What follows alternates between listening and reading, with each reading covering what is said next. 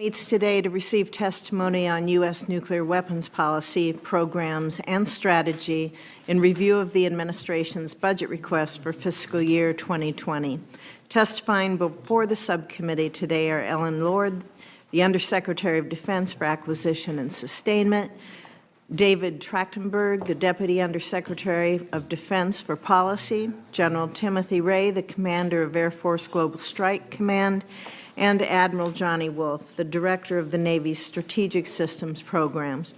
Thank you for appearing before us today, and I also want to express my particular appreciation for this department's emphasis of the importance of nuclear deterrence.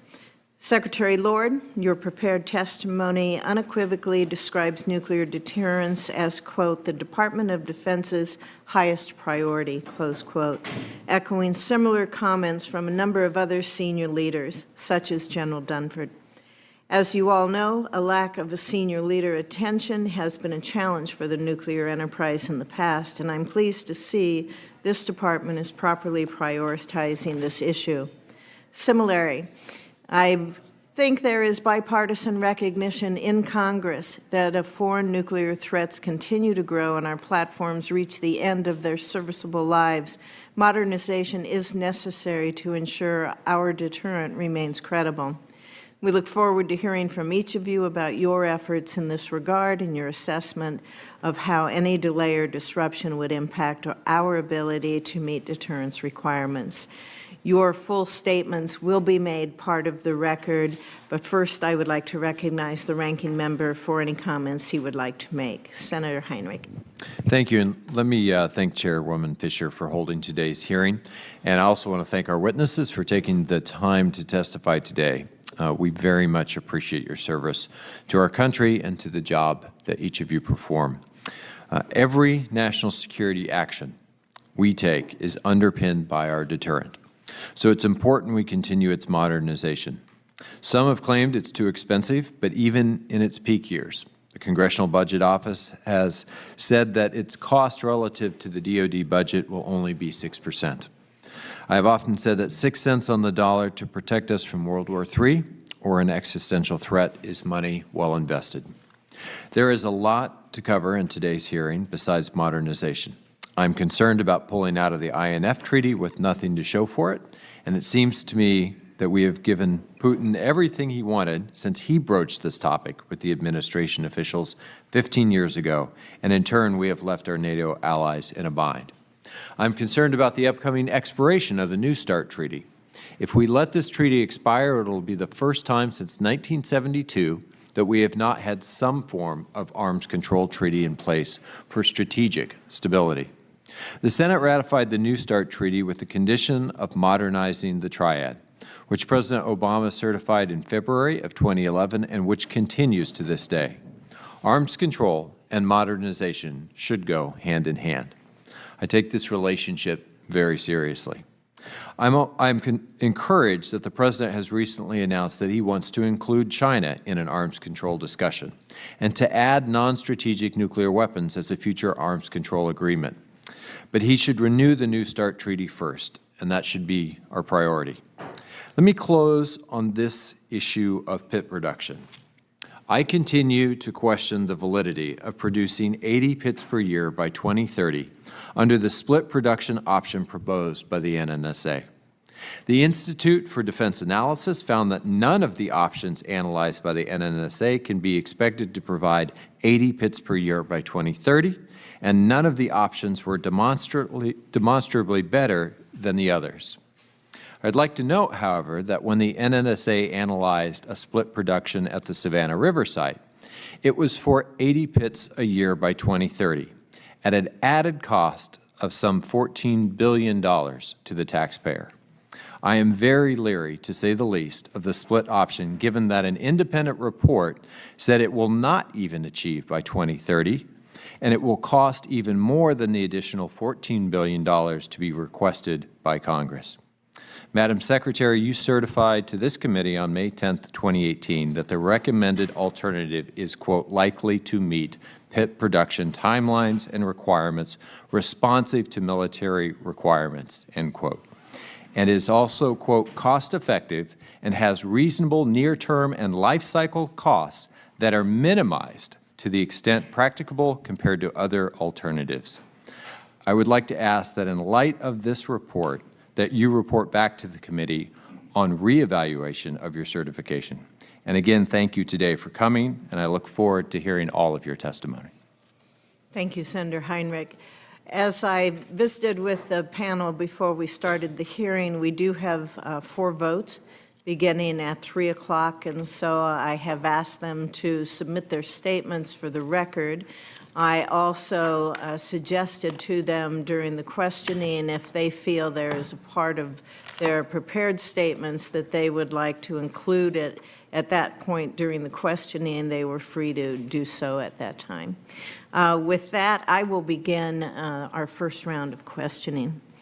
Secretary Lord, after the last 2 administrations, we've consistently heard testimony that nuclear modernization programs such as GBSD have no margin for error.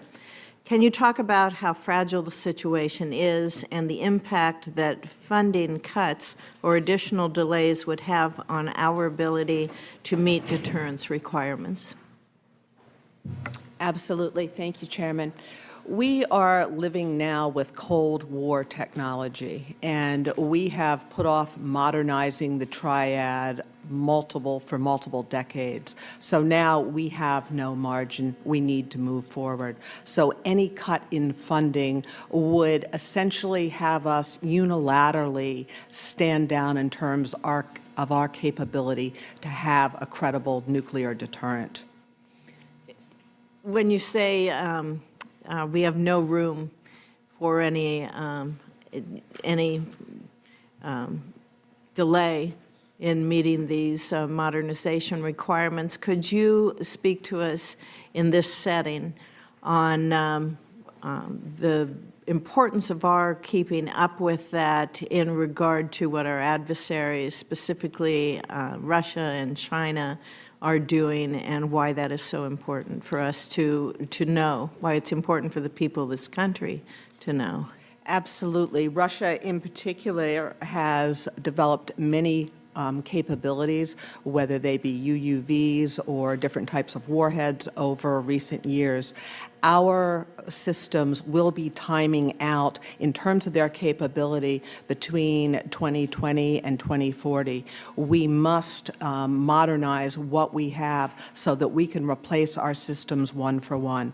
GBSD, for instance, there is no margin to do another SLEP on Minuteman III, because not only would it be more expensive than developing GBSD, but you would not have the resiliency in the capability because you would not have the modern equipment. You would not have the actual capabilities from a functional range point of view, warhead capability. So we need to, by 2028, start replacing.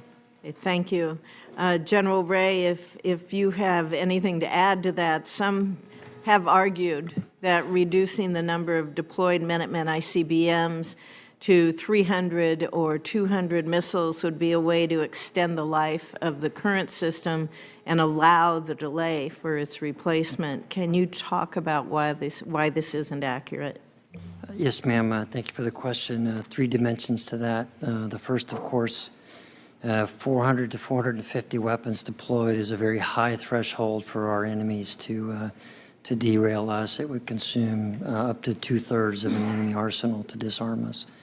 The second piece of that is the near-term challenge, as Secretary Lord talked about, is the timing. When last night we had the successful launch of a Minuteman III, that testing program will consume the boosters and the propulsion system rocket engines much faster if we continue on this pace. We don't have a program to replace that.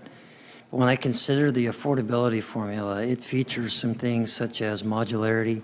It features a competitive environment with a good tech baseline that we own. It features a good tech base of engineers and individuals. When I think about foregoing the GBSD, we forego a value proposition that gives us the modularity that lets Admiral Wolfe and I work together on improvements in a more affordable fashion.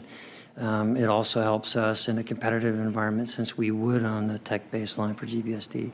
But moreover, we forego a value proposition of reducing our convoys by upwards of 2/3 and the number of times that we would penetrate the sites by 2/3. And so when we think about what the digital engineering is helping us learn and help drive the sustainment dollars down by billions, what we give up is probably even more than just the price tag of a new program.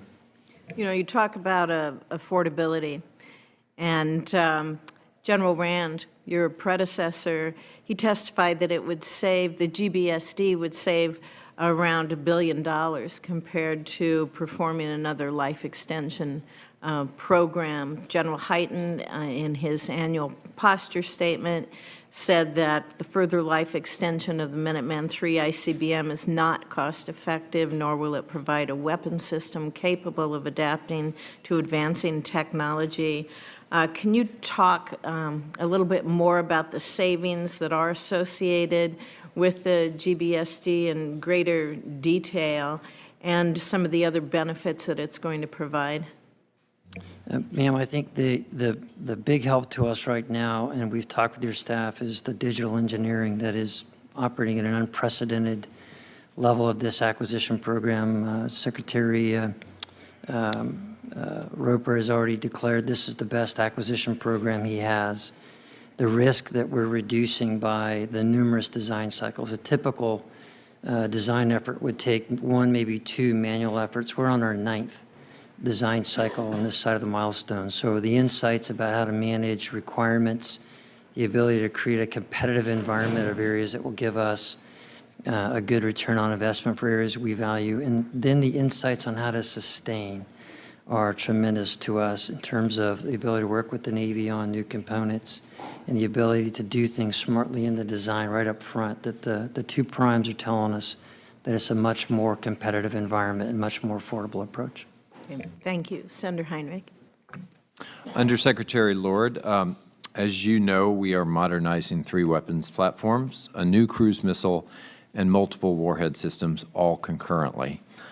What contingency plans do you have if any one of these programs slips? We are at the point where for decades we have put off modernizing these programs, and right now we have no choice but to move forward in lockstep with NNSA. So we are focused on GBSD particularly and looking at plutonium pit production, making sure we have 30 by 2026, that we have 80 per year by 2030. So we do not have any margin at this point because for decades we have delayed. I don't disagree, and certainly I'm fully committed to working with you to ensure that Los Alamos can get to 30 by 2026 safely and expeditiously. However, from a broader good government perspective, I'm going to remain determined to hold both yourself and others accountable for the decision to split plutonium production and to build really an entirely new plutonium pit production complex.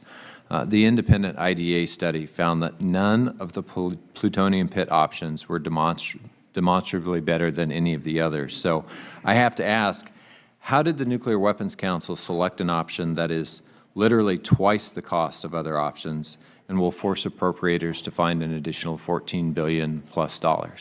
The Nuclear Weapons Council looked at the data we had. Since we do not yet have a conceptual design, we do not have firm cost data. If we get funding for the conceptual design in the 2020 budget, we will have it by the end of 2020. We will then be able to understand the cost implications. The IDA study that was done said there was no significant difference in the costs between the 2 alternatives. So the need for redundancy has never been in the nuclear complex, or at least articulated, and was nowhere in the nuclear posture review.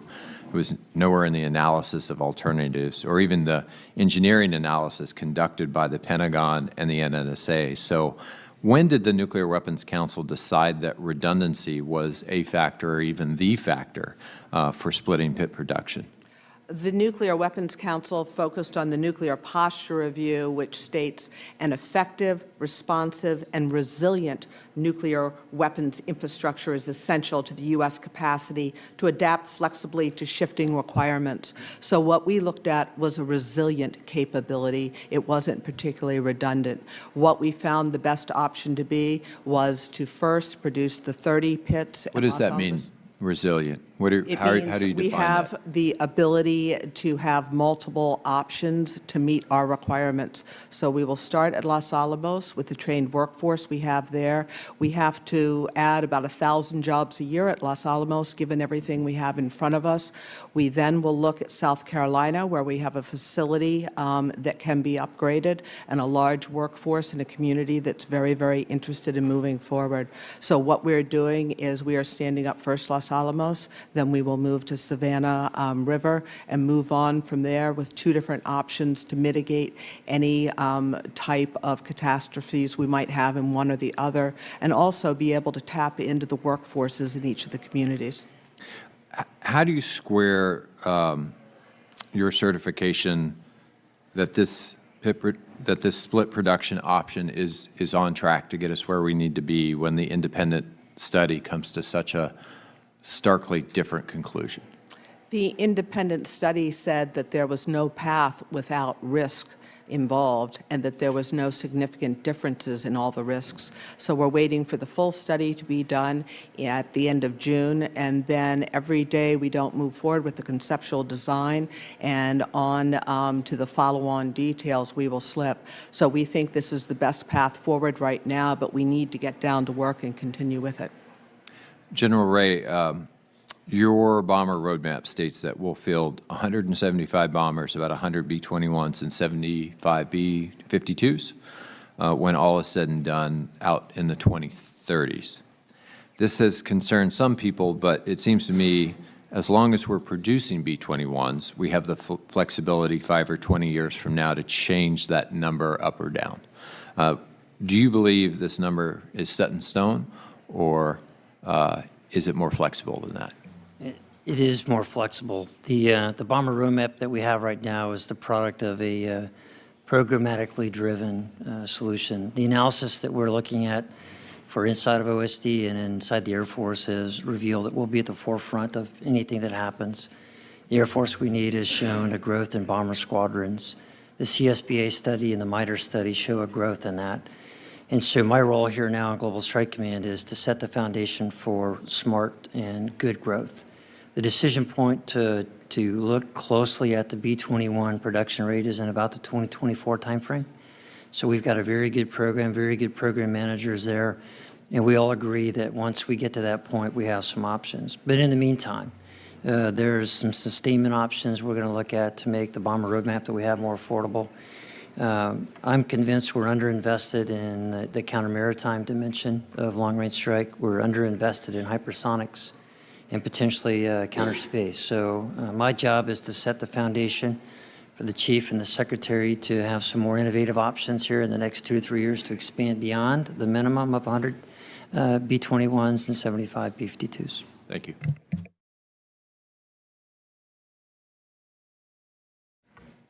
Thank you, Madam Chair.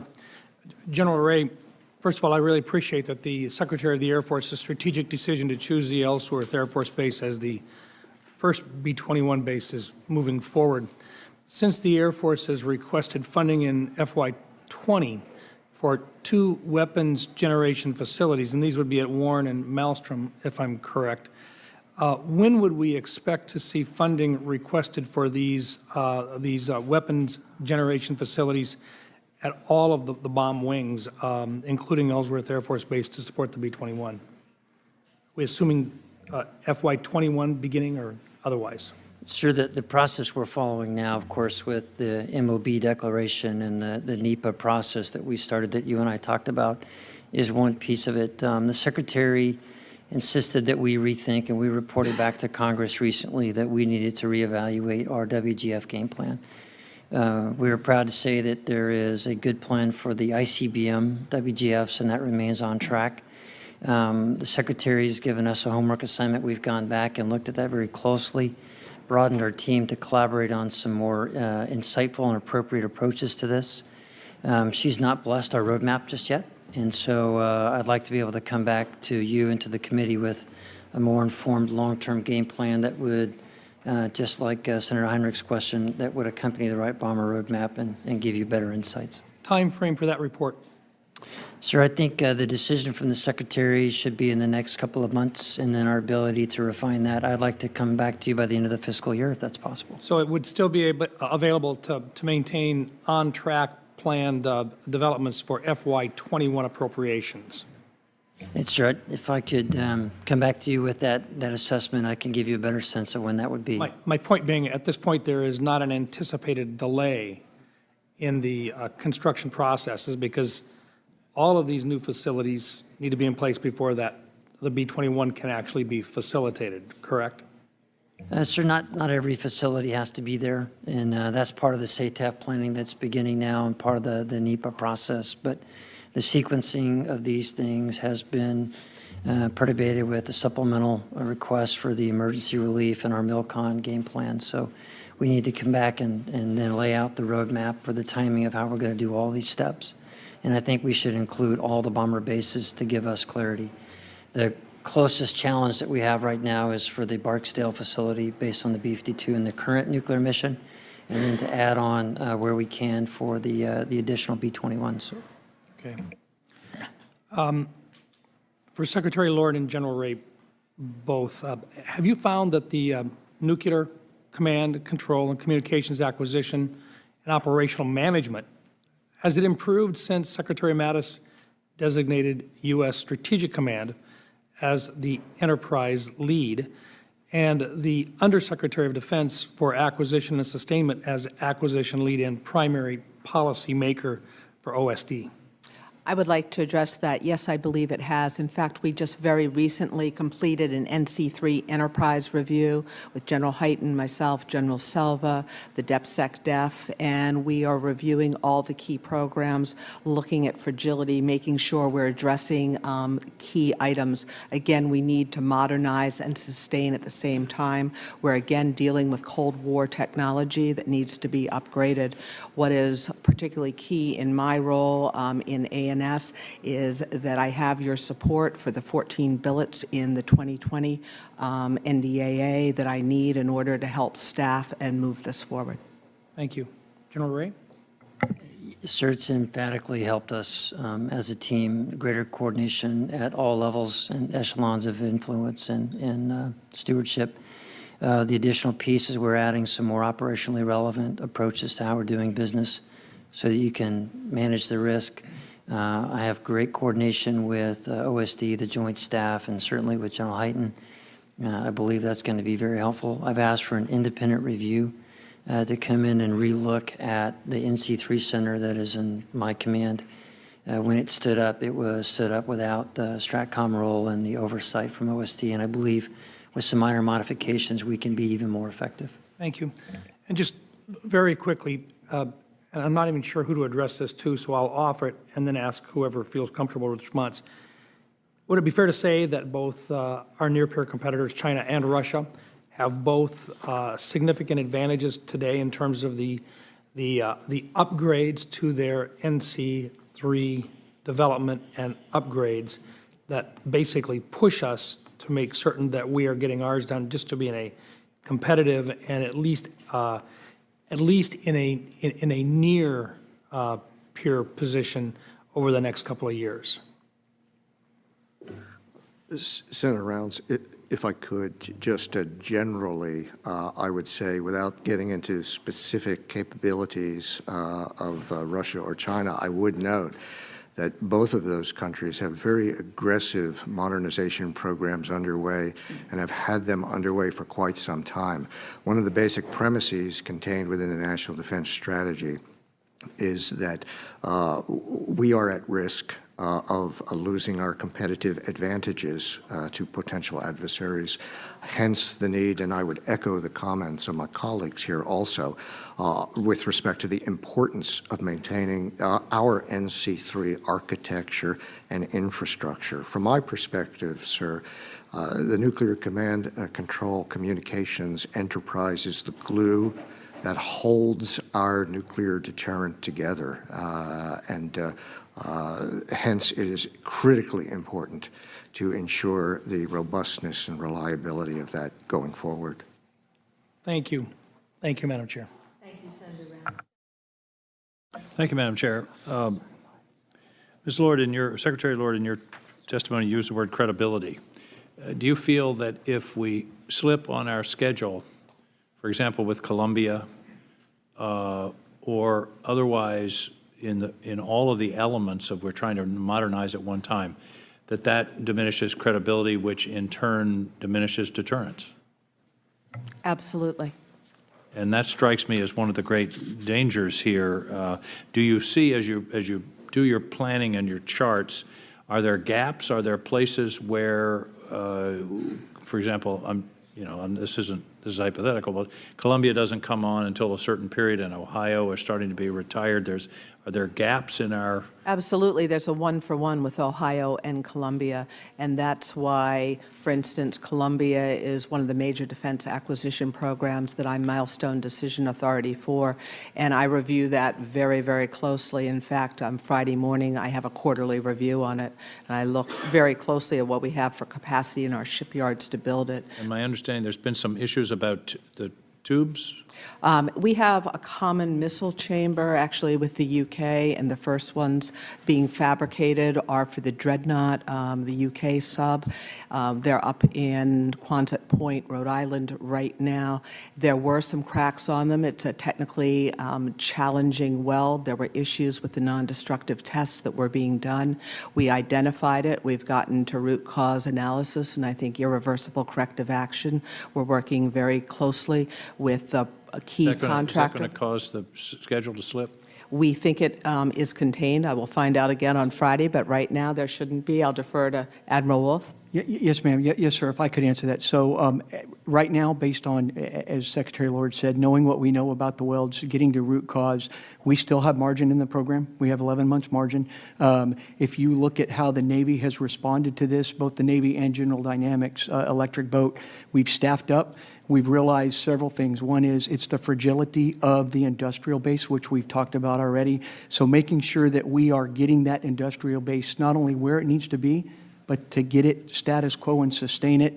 That's why we've stood up in the Navy a separate program executive office just for Columbia, because this is the Navy's #1 acquisition program. And so we're taking all the steps to make sure we've got the proper oversight to keep this on track. If I may, just one more point on that. This is so very, very important to us that, frankly, after the last Columbia review I had the week before Christmas, I had Phoebe Novakovic, CEO of GD, come in on the Friday afternoon before Christmas to sit down and talk about how the supply chain was being managed and what we have for staffing. So working very, very tightly with Hondo Gertz in the Navy on that one. Well, deterrence is the heart of our defensive posture, and credibility is the heart of deterrence. So that's obviously of great concern. Mr. Trachtenberg, do we need to match every new Russian nuclear-armed delivery vehicle? Absolutely not, Senator King, and it's certainly not our intent to match what Russia is doing weapon for weapon. Our basic concern is that we have seen through the development of Russian military doctrine, some of the exercises they have conducted, that our concern is that the Russians may believe that they have some kind of exploitable advantage through the development of capabilities that they have developed. And through our nuclear posture review and the programs that we have asked for support for to develop, we hope that we can certainly convince the Russians not to miscalculate and believe that anything they are doing would offer them an advantage that could be exploitable or that where they could miscalculate, and competition could lead to conflict. So, but no, the short answer to your question is no. But clearly, this is an area of, again, getting back to deterrence. We need to be sure that they don't feel that they have a weapon that can penetrate our defenses or will otherwise go unresponded. Let me ask one more question. This is sort of an odd question, but you'll have to excuse it. I'm spending a lot of my time these days in the cyber arena, and one of the big issues in cyber is attribution. Where's the attack coming from?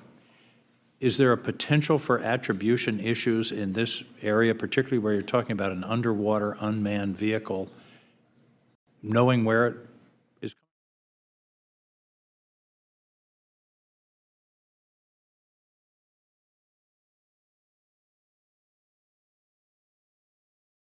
We need to know who to respond to and what the response will be. Am I just making something up here, or is this an issue? No, sir. I would say. Sorry about that. I would not say you're making anything up here, Senator. I think you're absolutely right to focus on cyber as an element in the deterrence equation. What we have seen certainly over the past decade or so is the development of cyber as a domain where we need to pay particular attention to what is happening and what our adversaries are doing. Attribution is certainly one element when it comes to our overall deterrent and the credibility of that deterrent and how we might respond. Cyber is a piece of that. So you're absolutely correct to flag that. That is one of the additional technologies and capabilities that we need to look at and are looking at as a department. It's certainly a piece of, and it's a big part of our upgrade is command and control. I'm out of time, but that's as important as anything else we're talking about here, I think. Absolutely. Thank you. Thank you, Madam Chair. Thank you, Madam Chair. And this was not something I was going to ask about, but just to maybe follow up on that line of thought, how important is space to that then? You know, and because we're going to have a decision to make here on Space Force and what happens next. Maybe, you know, whoever wants to talk about that could add to that. But Secretary, it seems like the appropriate time to ask. Perhaps I'll make a comment and then pass it down through. When you talk about nuclear command and control, space is an incredibly important portion of that to make sure we have secure and resilient communications, and our space layer is critical for that. The cyber security of that is another piece, and that's why we're working so hard to make sure that we have hardened systems and why so many of these systems need to be upgraded because they're just not capable of being hardened today. But I'll hand over. Yeah, just briefly, Senator Kramer, I would agree with that completely. Space is critically important. Almost everything that we do nowadays relies to some degree on space and space systems. Key aspects of our NC3 architecture, for example, missile warning or command and control, are space-based. And so we very much need to be focused on the survivability, the resilience, and the capability of those space-based elements for the deterrence mission, as well as for others as well. General Ray. Senator, I think one of the other dimensions is to go beyond just simply the importance. When we think about where we are, and one of the new roles I have under Strategic Command is as the JFAC. And so one of the jobs I do is to coordinate the air and space dimension. With space leaving STRATCOM, I now have to be the space coordinating authority. And so I will tell you the indications and warning dimension to get to Senator King's point about attribution is foundational to everything we're doing. But what it's allowed us to do in this last exercise is to actually map kinetic and non-kinetic threats to our, from a space, cyber, and physical domain against our nuclear command and control and indications and warning. So we have a better roadmap now at the very classified level about what to contend with, and it'll help us with the recipe of how to deal with those coming. That's probably as important in a submarine as it is any place, huh? Yes, sir. And I would tell you, cybersecurity has to be at the forefront of everything that we do moving forward. And we do kind of, some people would say, well, you're on a submarine, you're kind of out, right? You don't need to worry about that. we all need to worry about it. And so it doesn't matter what you're doing, and everything that we're doing in the Navy, whether it be NC3, whether it be what we're doing in the Trident, cybersecurity is a part of everything that we're putting in place moving forward. Sure. I'm going to resist the temptation to just go on the whole Space Force idea, but and get maybe, General Ray, from you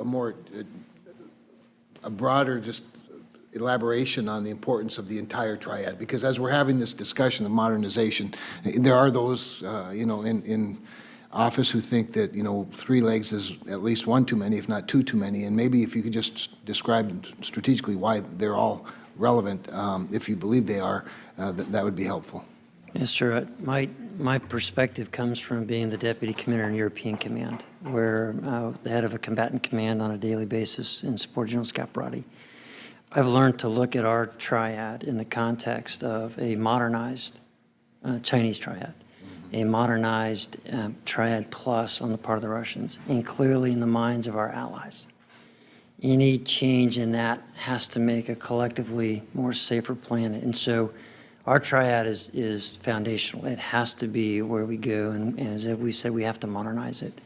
Any change in that has to be done to where we do change the rest of the dynamic and do our allies believe that the world is a safer place. And I think there's no solution right now I can imagine that would say to back off the triad.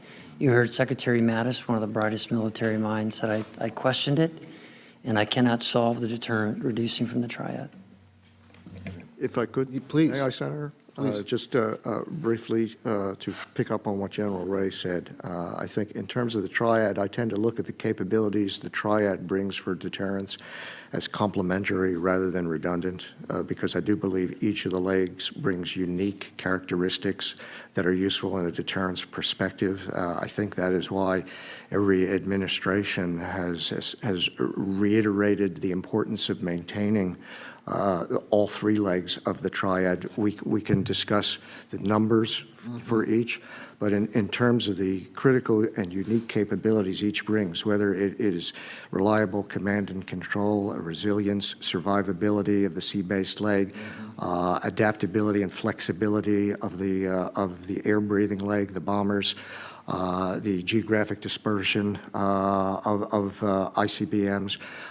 Each brings a unique component to the overall deterrence equation, which complicates any attack calculations that a potential adversary might have, and I think that is sort of the inherent value of the triad. I appreciate it. That was a great summary. I'm glad you took the time to say it, because I was even intrigued by Senator Heinrich's question about resiliency versus redundancy, and I think I just heard how the two are the same, the 2 parts of the same umbrella, if you will. And so I appreciate that. Thank you.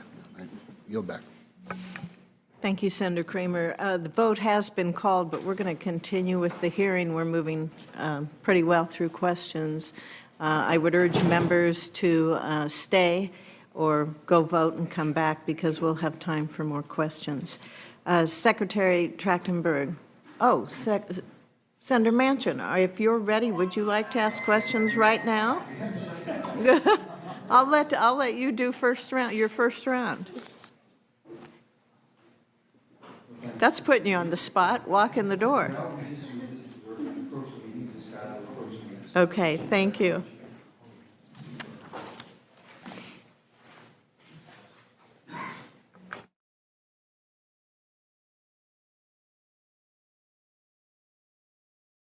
Okay.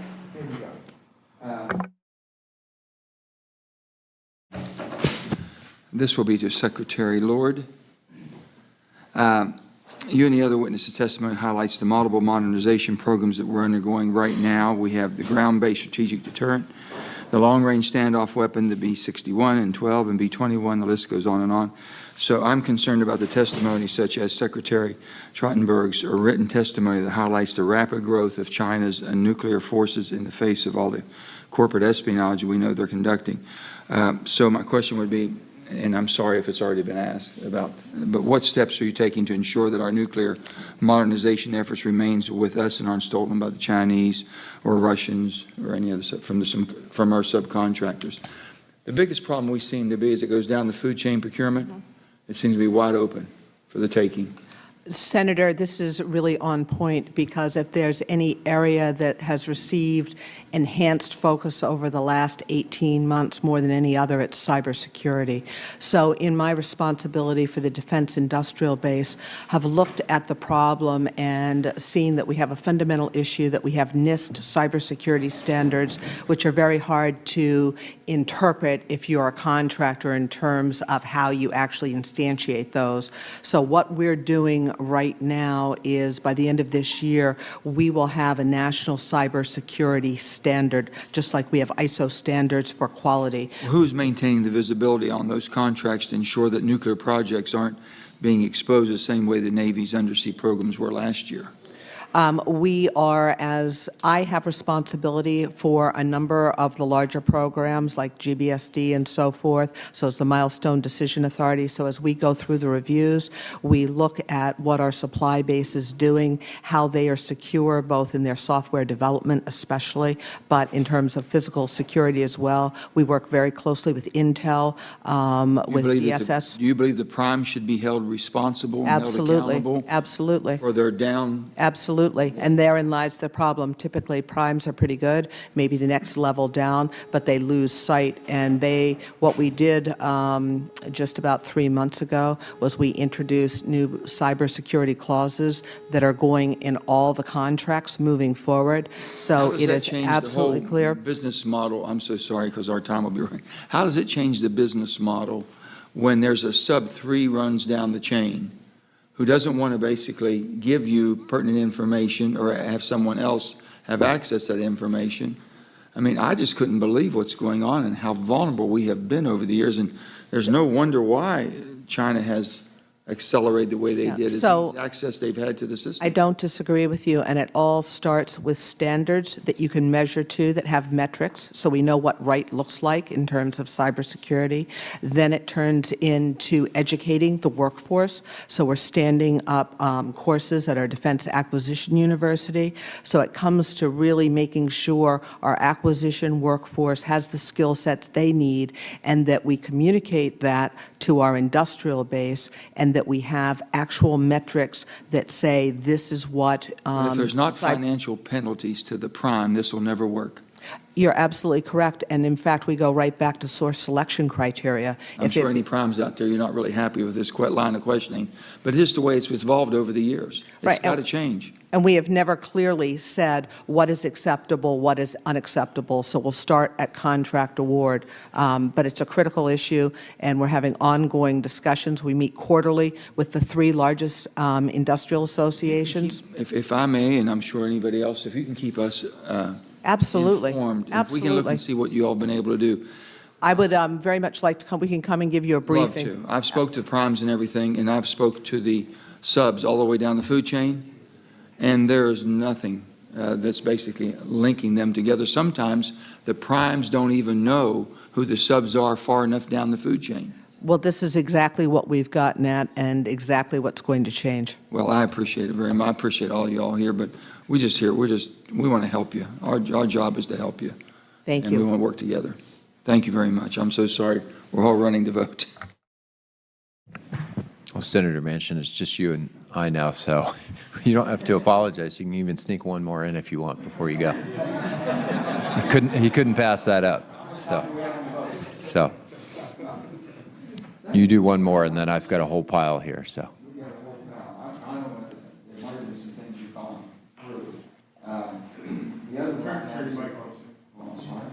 The other one I would have is a relationship between the Missile Defense Agency and the Space Development Agency to ensure that all aspects of the nuclear deterrent missions are being executed under a united line of effort, if you have something along those. Well, we are just now standing up the Space Development Agency, and what programs are within what entity are just being adjudicated now.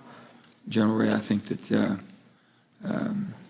you highlighted the much-needed improvements in our satellite systems from the advanced extremely high-frequency satellites in orbit and production of that. How's that coming along?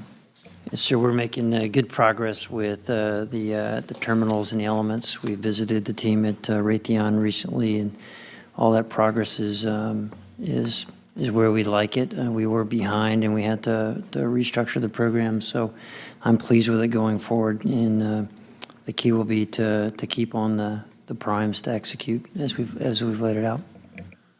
And Secretary Trachtenberg, your written testimony included a couple of mentions of Iran as a nation trying to tip the balance of power. Would you want to expand on that? Yes, sir. Thank you. You're correct. We were very much concerned in terms of looking at Iran and seeing where Iran is going. Iran continues to be the prime supporter of terrorism. Iran continues to develop ballistic missile capabilities. And so we're watching that very carefully. We face a variety of threats today, not just from Russia and China, as large competitors, but also there are still threats that we need to deal with from North Korea and also potentially Iran as well. So we are looking at. Are we selling missiles to Saudis? Are we providing access to missiles to the Saudis? I'm not sure what missile tech. Are you talking about actual missiles? Mm-hmm. If I could, I would get back to you on that. I'd like to take that one for the record. Yeah, I would too. Thanks, Senator Manchin. No surprise, I want to return for a moment to PIP reduction again. You bet. Undersecretary Lord, one of my understanding is that we're probably a few years away from a CD2 estimate gate, an independent cost analysis of what the real sort of concrete and steel costs are going to look like at the Savannah River site, probably out in 2021, 2022. So how do you certify now that we're on the track when we don't really know even what those costs are going to look like yet? We work very, very closely with NNSA under the framework of the Nuclear Weapons Council, and what we have from them is the engineering analysis moving forward, and as they move into conceptual design, we will begin to get clearer track as to the actual dollars, but the estimates we have right now, they certify, they believe in, and we back them up, and we believe this is the best path forward from the alternatives we've seen so far. One of the reasons why I'm dubious is because we've done the big box thing before. We had the CMRR plan, and that sort of collapsed in and of its own weight, and everyone moved to a modular plan, which seemed to have a great deal of traction, and now we're back to the big box plan. I'm going to switch gears here. General Ray, I know the Nuclear Weapons Center at Kirtland coordinates nuclear certification of all systems involved with nuclear weapons. How concerned are you about the current staff levels there? Sir, I'm concerned about that staff level and the rest of what it's going to take to deliver. And when it comes to that and to the right sustainment game plan team, the right team to go from design to execution, managing that talent base, I'm worried about that, and the NC3 enterprise in terms of the expertise. So broadly, we're in competition for a great deal of high-tech talent. And so as we look across the entire spectrum, it's something that we as a team have to continue to drive a competitive environment. Yeah. And then to do very good planning that lets us forecast what we need. I think the digital engineering that's in front of us gives us the chance to bring in a lot of young talent, which is what we're really in the need of doing to make sure that, as Secretary Lord talked about, this is Cold War stuff. We may have a lot of older engineers in the game, and we need to bring in more and more the young folks in the STEM programs. And you have the incentives to be able to make that happen? So that manpower plays in a different pool, but certainly would be willing to follow up with some more insights later after collaborating with the team. May I comment on that? Undersecretary. One of the things we are very much challenged by is getting the talent we need at the right time. And one of the ideas we've had, particularly on the acquisition side, to get individuals with the technical credibility to run these acquisition programs is we are floating the idea of having sort of an ROTC for acquisition professionals, where for every every year of college we would pay for, we would get 2 years service back. So we would have 8 years of very technically qualified people to help run these programs. Thank you, Senator Heinrich. We're just going to keep going. Secretary Trachtenberg, from a policy point of view, can you discuss the importance of NATO remaining a nuclear alliance and how close allies with independent nuclear deterrent capabilities and who are committed to NATO complement U.S. decision-making and deterrence posture? Certainly, Chairman Fisher. Absolutely. It is critically important. NATO is a nuclear alliance. The NATO statements that have been made reaffirm that NATO is a nuclear alliance. We have very good relationships, of course, certainly with the UK and France that are both nuclear partners, or nuclear states, I should say. And maintaining the alliance unity when it comes to the importance of sustaining a robust nuclear deterrent that is in the benefit not just of the United States, but in the benefit of the alliance as a whole, is critically important. We engage in discussions at various levels with our NATO allies repeatedly. And we have found a good sense of unity and an understanding among our allies in terms of the U.S. policy and the need for modernization and the need for our alliance to remain a nuclear capable one. Thank you.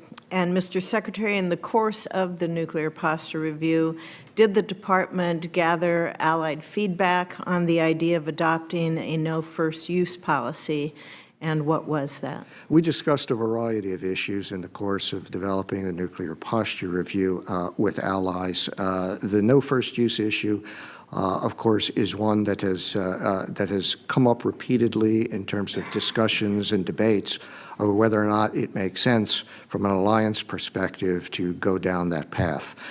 From our perspective, and I believe it is shared by our allies as well that we have spoken with, a no first use of nuclear weapons policy would be counterproductive to deterrence. It could actually undermine deterrence. It could undermine the assurance value that our nuclear deterrent brings to our allies, and it could also, by lowering Allied confidence that the United States, in essence, has their backs and would be prepared to defend our Allied security at any level of conflict, could push at least some of our allies to consider the acquisition of nuclear weapons themselves.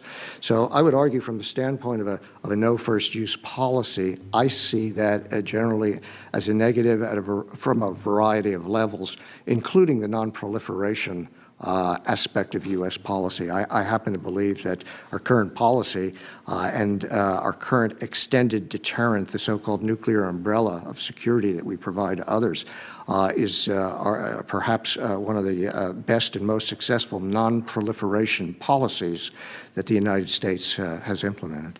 Thank you. Secretary Lord, we keep hearing arguments that DOD can't afford everything at once, it must set priorities, and that we should cut spending on nuclear forces to prioritize other things like space or cyber. The implication here is that the Department is only requesting funds for nuclear modernization as a result of failing to prioritize. But as I noted in my opening statement, I believe the opposite is true. Can you elaborate on the Department's priority level for nuclear deterrence? 3 secretaries of defense have called nuclear deterrence the DOD's #1 priority. It's very clear. Our National Defense Strategy calls it out. The Nuclear Posture Review goes into much detail about how we deliver on that. And as we've been talking about, we really are dealing with Cold War technology right now. We have weapons that are decades over what was supposed to be their useful life, and we are out of time. We need to continue on the path we're on, or we are going to fall behind and not have the nuclear deterrence that we enjoy today. Secretary Trachtenberg, would you like to add anything? I would, Senator. The only thing I would add is that when you look at what our nuclear deterrent buys for us, I would argue that it is a relatively inexpensive investment because that is the ultimate guarantor of our security.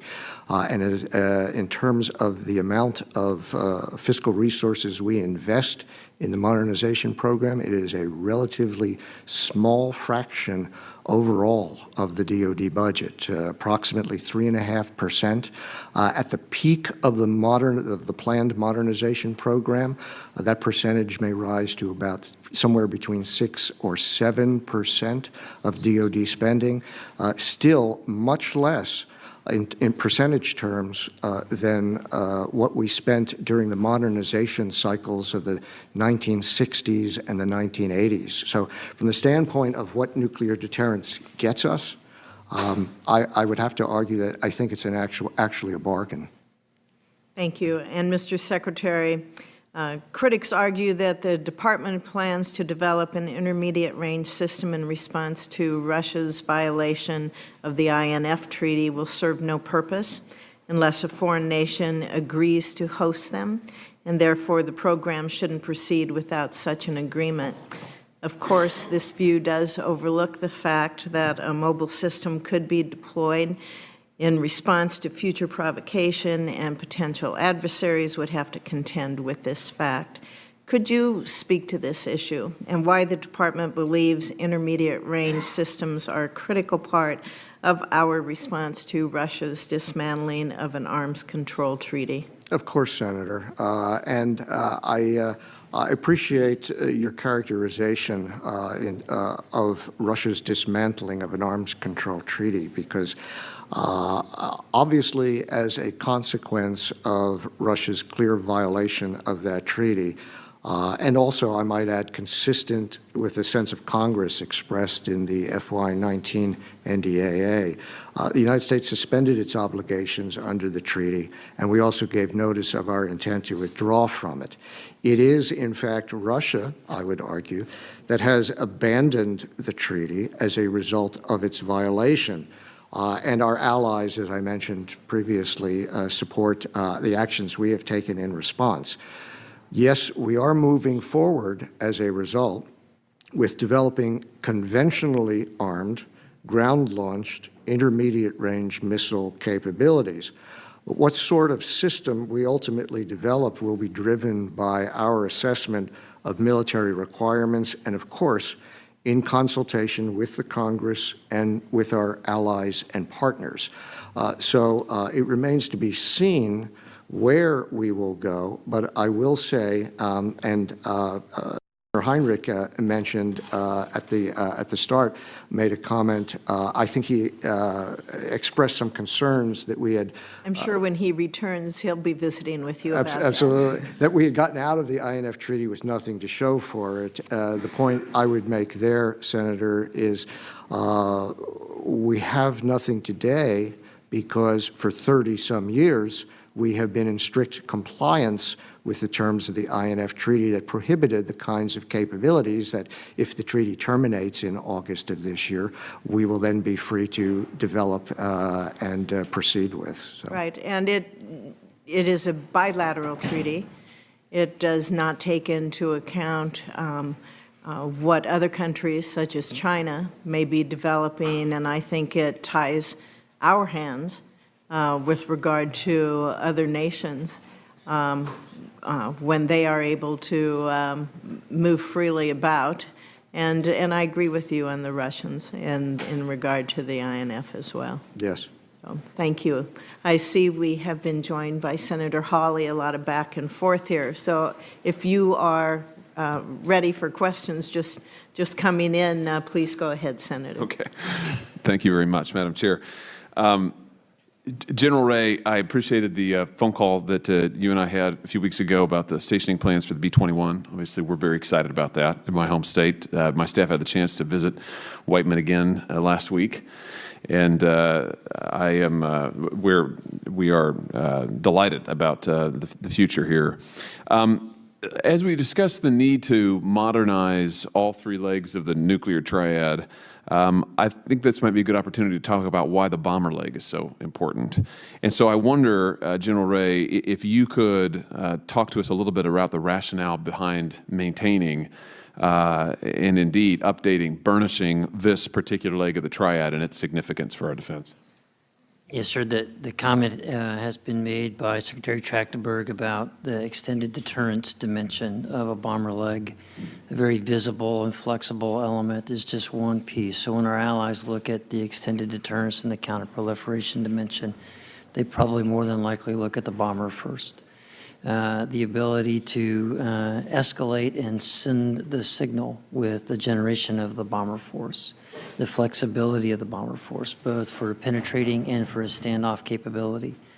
When I consider the would-be adversaries' defensive systems and the complexity of that, the clear need to go after those challenges with penetrating and standoff to assure no sanctuary of anything that can harm the United States is one of the other particular dimensions to it. But I think when you just step back and consider all three legs, the interrelated dimensions of this, when we think about modernizing an old fleet to a new fleet, the inherent risk on all three legs, I watch every single step of the way for the old fleet to the new fleet, and knowing how will I close any of the gaps. The bomber's my most flexible and visible piece.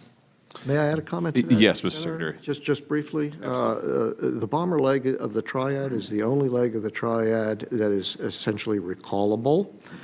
And because of the speed, its relative slowness compared to a ballistic missile, it gives decision makers additional time and space to try to negotiate or reduce in a crisis the opportunity for miscalculation or any unintended or potential escalations. The bomber plays a unique role in the triad for those reasons as well. Yeah, thank you for that. That's very significant, and thank you for pointing that out. Let me also invite you to touch on why it's important to have different platforms that are able to fulfill this mission. And, you know, it's probably hard to find two aircraft that are more different, for instance, than the B-2 or the B-52. So speak to that, if you would, General. Mr. Secretary, if you want to, or anyone else. Yes, sir. I fielded a question earlier in this hearing about the size of the bomber roadmap. First of all, the size of the conventional bomber fleet is the sizing mechanism for how many bombers we have. The analysis we have tells us where any conventional campaign begins to falter without bombers. And I can't go into that here, but all the studies are now showing a broader number of bombers are required beyond a minimum of 100 B-21s and 76 B-52s. We just pulled one out of the boneyard to get it refurbished. So when I think about the standoff, the stand-in, and the complementary capabilities and the need to grow beyond these two platforms to keep our options open as much as we can in the short term, to provide the leadership the chance to make informed programmatic decisions here in the future. The roadmap tells us about the 24 timeframe we'll be able to make an insightful acquisition ramp decision for the B-21. Meanwhile, we've got a lot of work to do with sustainment for the B-1, the B-52, and the B-52, all three of the current bombers. Mr. Secretary, would you like to add to that? I certainly concur with what General Ray has said, agree wholeheartedly. Great, thank you very much. My time has nearly expired, so I'll yield back. Thank you, Madam Chair.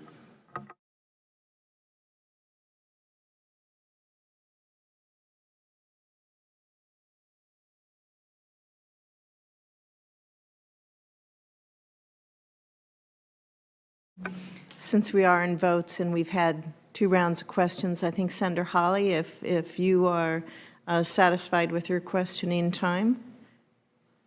I might just ask one thing, since you're offering, I never should open Madam it Chair. up to you. I know better.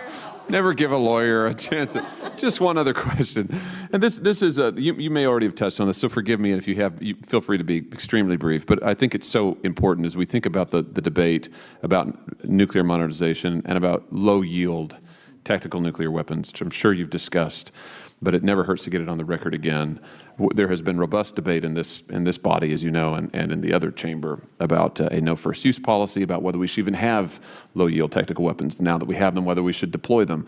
If you could just speak to, from a strategic perspective and a defense perspective, the importance of this class of weapon from a defensive perspective, and why we need them, why we need to deploy them, and what role they play in our overall defense scheme. So go ahead, Mr. If I Secretary. could briefly, Senator. Yes, please. I think that's that is a great question. And the only thing I would say is that deterrence really is in the eye of the deterree, so to speak. What we want to do, and the reason why we have chosen to go forward on the path that we have chosen with the low-yield ballistic missile, is because we have looked at what the Russians have been doing in particular, and it is a cause of great concern. In terms of, I mentioned earlier, their doctrine, their military exercises, the possibility that they may miscalculate and believe that they could use a weapon. And you mean their escalate to de-escalate Absolutely, doctrine? sir. Absolutely. And so what we are trying to do is we are trying to foreclose any miscalculation on the part of any adversary, broadly speaking, that they may believe they have some kind of an advantage that is exploitable, that they could challenge us to take the next step that we wouldn't want them to take because they believe they've got a capability that allows them to do something where our response would be to either acquiesce or to escalate to a higher level of violence, which is something we clearly do not want to do. And so we're doing that not to lower our threshold for nuclear use, but to raise the threshold in the minds of an adversary or potential adversary when it comes to nuclear use. Sir, my last 3 years in Europe, in the competitive environment with the Russians, it's very clear in my mind they'll look for the line and they'll go right up to it and they'll operate inside of that gray zone. Secretary Trachtenberg is right. You have to eliminate the gray zone and create a gray zone for them, so they do not miscalculate and they do not intimidate us in front of our allies. Thank you very much. Thank you, Madam Chair. Thank you, Senator. With that, I would like to thank the panel members for their testimony today. I'll remind you that your opening statements will be included in the record, so if you have more to add to those, feel free to do so. And with that, I will adjourn the hearing. Thank you.